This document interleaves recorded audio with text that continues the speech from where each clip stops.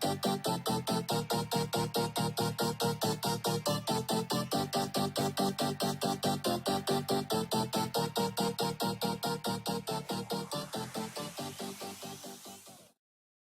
de la Facultad de Ciencias Químicas Biológicas y venimos a exponer lo que es el tema del cólera, de la materia de bioquímica, pues nuestro profesor, el doctor Eduardo Ardienta Aldana, y su servidor, Jorge Alejandro García Morales y Francisco Terrazas López, que esperan ser los integrantes. En este trabajo de investigación se presentan las diversas definiciones de casos de cólera usados en los países de América Latina que se han visto afectados por la epidemia. Se da el número de casos de cólera y de las difusiones por enfermedad, según datos notificados a la OPS por los países latinoamericanos en 1993. Y se describen algunas tendencias regionales de la incidencia de cólera. La información relacionada con la forma en que se definieron los casos de enfermedad se obtuvo por medio de un cuestionario administrado por la OPS en 1993. En total, un aproximado de 900.000 casos de cólera fueron notificados a la OPS entre enero de 1991 y diciembre de 1993 por los países latinoamericanos afectados por la epidemia. Y las incidencias anuales más altas se registraron en Perú en 1991 y 1992 y Guatemala en 1993. La tasa de lealtad para todo el trienio y también para 1993 fue del 0.8%. La incidencia del cólera mostró una tendencia descendente general en la mayor parte de los países sudamericanos, pero aumentó en casi todos los países de Centroamérica. A continuación pasará nuestro compañero Francisco Terrazas López a exponerles otros puntos importantes de lo que viene siendo el tema del cólera.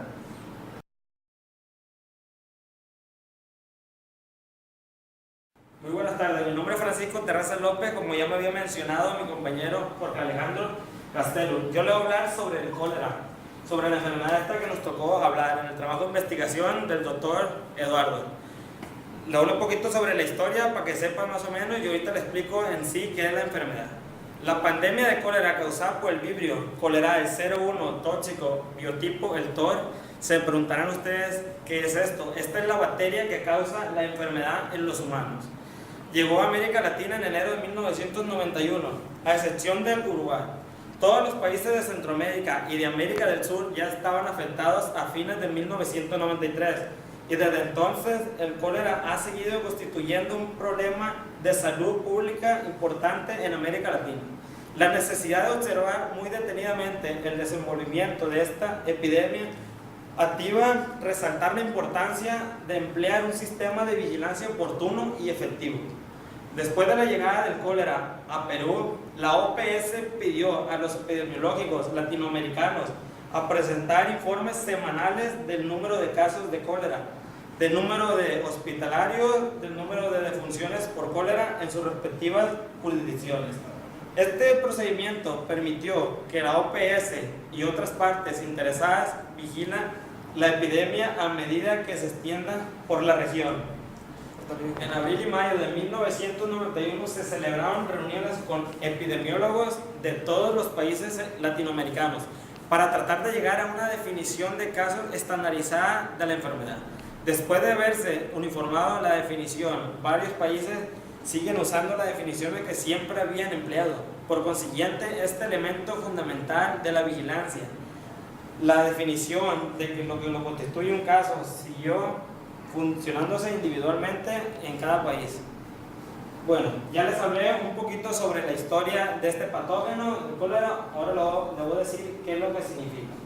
El cólera es una enfermedad infecto-contagiosa intestinal aguda. En su forma grave, se caracteriza por una diarrea acuosa y gran volumen que lleva rápidamente a la deshidratación. Se calcula que cada año se producen entre 3 millones y 5 millones de casos de cólera, entre 100.000 y 120.000 defunciones. En breve periodo de incubación que fluctúa entre 2 horas y 5 días, acredita el carácter potencial explosivo de los brotes epidemiológicos. Bueno, ya le hablé un poquito sobre la historia del cólera y sobre el patógeno que es el cólera. A continuación le hablaré sobre los datos y cifras.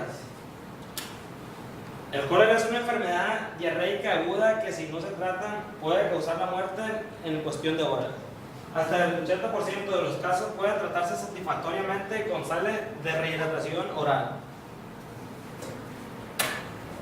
Las medidas eficaces de control dependen de la prevención y la preparación y la respuesta. El suministro de agua potable y el saneamiento son medidas decisivas para reducir las repercusiones del cólera y otras enfermedades transmitidas por el agua. Las vacunas anticoléricas orales se consideran un medio adicional de control, pero no se deben reemplazar las medidas convencionales mencionadas. Bueno, ya esto era lo que yo le tenía que explicar. A continuación va a venir mi compañero Jorge Alejandro a hablarle sobre los síntomas.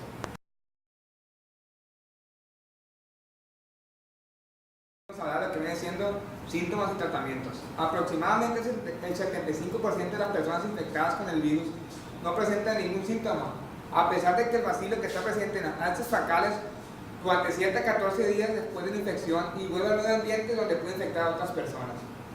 En el 80% de las personas que presentan el síntoma, estos son de leves a moderados, un 20%. Padece de diarrea acuosa aguda con deshidratación grave.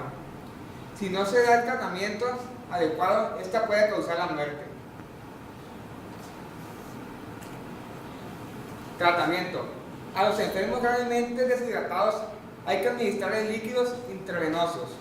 También hay que darles antibióticos apropiados para cortar la duración de diarrea, reducir el volumen de líquidos hidratados necesarios y abreviar el tiempo en que se extrae el virus.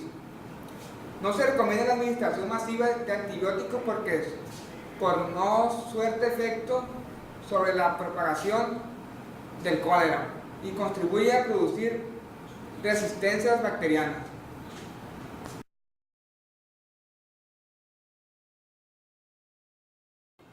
Ahora les hablaré de lo que viene siendo higiene en la comunidad. Para prevenir la presencia de brotes de cólera en el país se implementaron amplios programas de educación sanitaria sobre medidas higiénicas, cuyo objetivo principal fue el llevar a la práctica un cambio de conductas sanitarias en la población.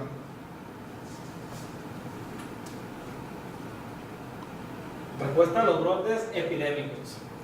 El suministro de agua potable y el saneamiento representa un problema formidable, pero sigue siendo un factor de importancia decisiva para reducir repercusiones del cólera. Bueno, esto fue todo de nuestra parte. Yo y mi compañero Jorge Alejandro Gastelos Morales y su servidor Francisco Terrazas López les hablamos sobre el patógeno, el cólera. Bueno, nosotros somos el grupo 2.5 y este trabajo fue un trabajo de investigación por el profesor Eduardo Armienta Aldana.